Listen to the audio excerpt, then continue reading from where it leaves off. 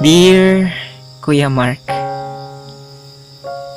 Hi Kuya, kumusta? Happy day ko nga maka-express ko sa akong gibati diha ninyo, Kuya.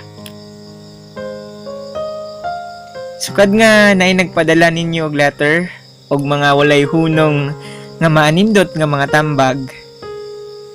Desidido kong mag-send usab sa akong mensahe kabahin sa akong sitwasyon karon. By the way, itago lang ko sa akong name nga Lance. 21 anyos ang pingindaron, Kuya. Taga sitio Olay Pulos, Purok, Makahiubos. Bitaw, taga Banhigan, Badian, Cebu ko. Kining akong problema, Kuya, is kabahin sa akong pagkatao. Lalaki kaayo kog barog. Lalaki kaayo kog sinuotan. Apan babayi in town kog dughan.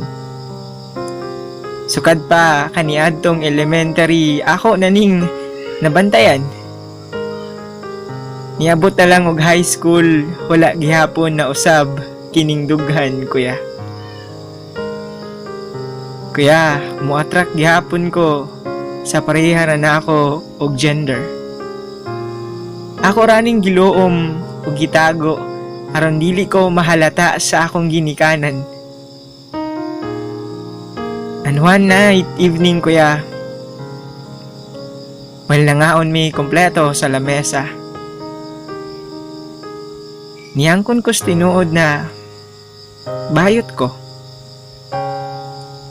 Apan pipila pa lang kasigundo ang minglabay, isog na kaayo si tatay, Kuya. Iya kong gisagpa, ug ningon siya. Ayaw ko pakaulawi. Ug ang pinakasakit, Kuya, ayaw paghugaw-hugaw sa atong pamilya.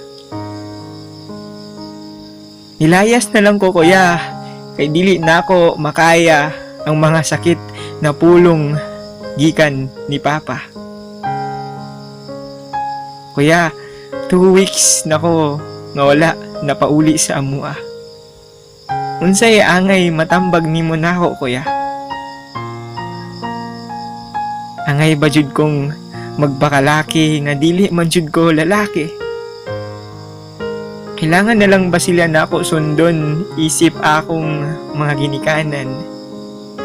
Kuya Mark, asa man ko dapita na sayop?